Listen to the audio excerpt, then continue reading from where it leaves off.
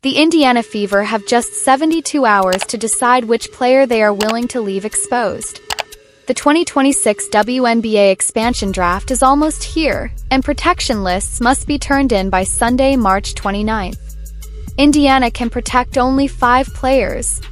Just 5 names they can keep safe from Portland and Toronto. Everyone else is available. And that is the part every Fever fan should be worried about. There is no outcome here where Indiana gets through this without losing someone important. Someone who gave everything to this team. Someone Caitlin Clark personally wanted back. This is not some clever front office game where Herb Simon's group can outsmart the room. This is a brutal numbers problem, and there are not enough spots for everyone. Let's break down who is safe, who is exposed, and why that 5th and final protection slot is creating a real crisis for this franchise. Here is what we know for sure. The WNBA announced the official expansion draft rules on March 25th. All 13 current teams, including Indiana, must send their rosters and protection choices to the league by this Sunday. Each team can protect up to 5 players. That is one less than Golden State teams dealt with last year, and this time there are 2 expansion teams picking instead of 1. The expansion draft itself takes place April 3rd on ESPN. Portland and Toronto will alternate selections over 2 rounds in snake format. They can take up to 2 players from the same team, 1 in each round. And then comes the rule that changes everything. Each expansion team can take 1 unrestricted free agent. If they do, they also get the right to core that player, which means they can offer a supermax deal and the player's former team cannot stop it. Keep that in mind because it matters very soon. Now look at Indiana's roster. The Fever have only 3 players under contract heading into 2026. Caitlin Clark is signed through 2027. Aaliyah Boston is signed through 2026. And Michaela Timpson is still on her rookie contract with 2 years left. That is the core. Those 3 are automatic protections. No debate. But after that, things get messy fast. Kelsey Mitchell is an unrestricted free agent. She averaged 20.2 points per game last season. She carried Indiana during its playoff push when Clark missed time with injuries. GM Amber Cox has said again and again that bringing Mitchell back is the top priority. Indiana can core her, which gives them control in negotiations, but they only keep that option if she is protected. So Mitchell is protection slot number 4. Nobody is questioning that. Lexi Hull is a restricted free agent. Her rookie deal has ended, but Indiana still has the right of first refusal. She can listen to offers, but the Fever can match them. Hull proved her value in 2025. Defense, hustle, flexibility, the kind of player every winning team needs. She may not be the biggest star, but she connects everything. And as a restricted free agent, protecting her helps Indiana stay in control. For most people, Hull gets protection slot number 5. And that is exactly where the problem begins because it leaves Sophie Cunningham as maybe the biggest unprotected name in the entire expansion draft. Think about what she means to this team. Cunningham arrived in Indiana through that huge 4-team trade before the 2025 season.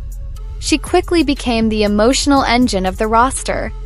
The fire, the toughness, the player who picked up 3 fines in her first year because she would not let anyone mess with Caitlin Clark. She averaged 8.6 points, shot 43% from 3, and was building real on-court chemistry with Clark before an MCL tear ended her season in August. The court, the connection is just as obvious.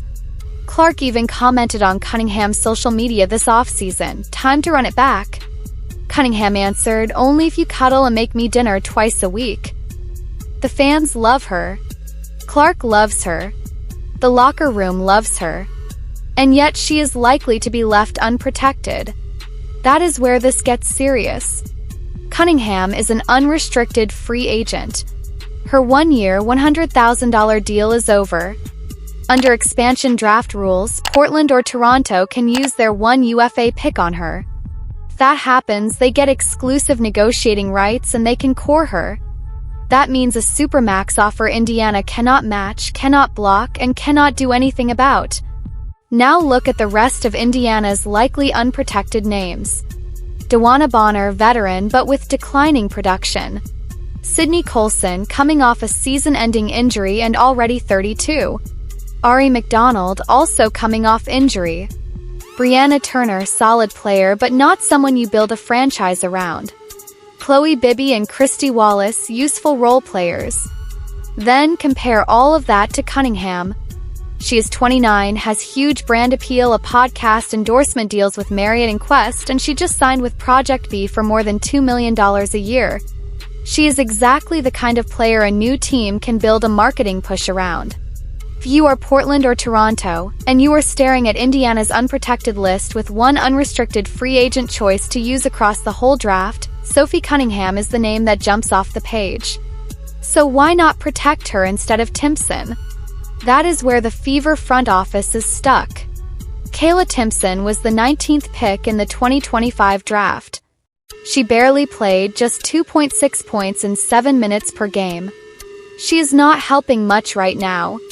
On the surface, protecting a player who averaged under 3 points instead of a fan favorite who shot 43% from deep sounds crazy.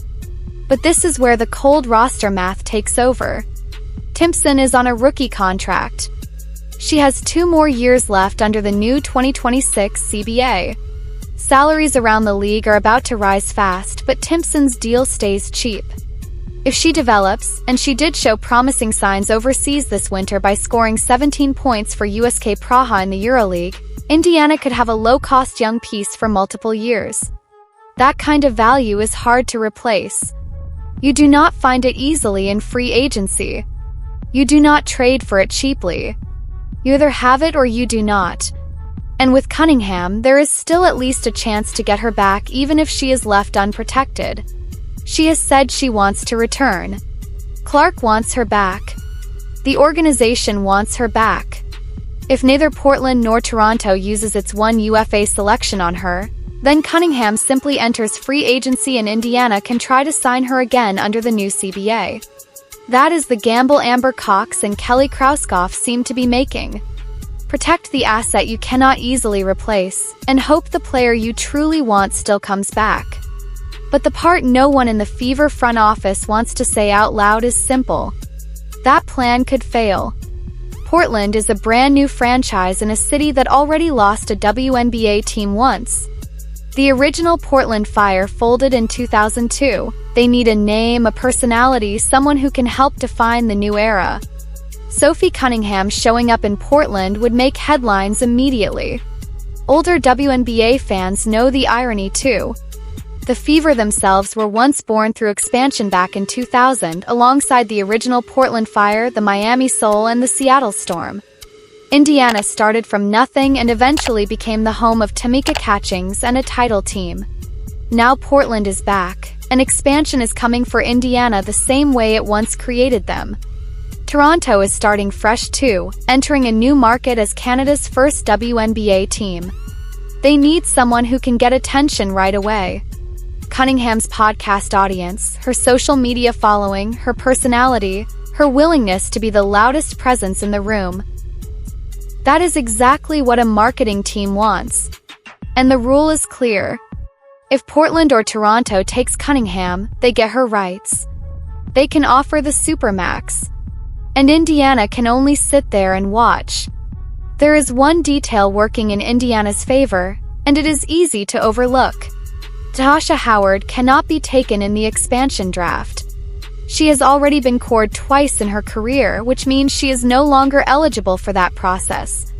Portland and Toronto cannot touch her, and Indiana does not have to use a protection slot on her. That removes one headache, one less impossible decision, but it does not fix the real issue. The Fever still have 6 players worth protecting. Clark, Boston, Mitchell, Hull, Timpson, and Cunningham. But they only get 5 slots. One of them has to be left behind. And that is why this lands on Herb Simon. He owns both the Pacers and the Fever. He signs off on the spending. His basketball leadership group, Amber Cox, Kelly Krauskopf, and head coach Stephanie White, has to make this decision by Sunday. Last year's Valkyries expansion draft was already stressful. Teams had 6 protected spots and only 1 expansion club to worry about. This year it is 5 spots and 2 new teams. The numbers got worse in every possible way. And the painful part is that Indiana's situation actually looks decent on paper. ESPN's Kevin Pelton wrote in December that the Fever were in pretty good shape for the expansion draft. Technically, that is true. The 3 rookie scale deals are secure. Mitchell can be cored. Hull is restricted. But being in good shape does not mean it is easy. It just means maybe you lose only 1 player you really care about instead of 2. It means the damage might be manageable, not that it will not hurt. So what happens now? Sunday, March 29th, protection lists are due. That is when we find out exactly who Indiana chose to keep safe and who they left open. Then on Friday, April 3rd, the expansion draft airs live on ESPN. Portland and Toronto make their choices. If Sophie Cunningham's name is called, that is the end of it. She is gone. And this is the part Fever fans will not forget if things go badly. This is not a trade. Indiana gets nothing back. No pick. No player. No return at all. Cunningham is selected, she simply leaves. A player Caitlin Clark openly wanted to run it back with, gone for nothing. That is the reality of the expansion draft. That is how this works. And by Sunday, the Indiana Fever must decide who they are prepared to lose. 5 spots. 6 important players. 1 name gets left out.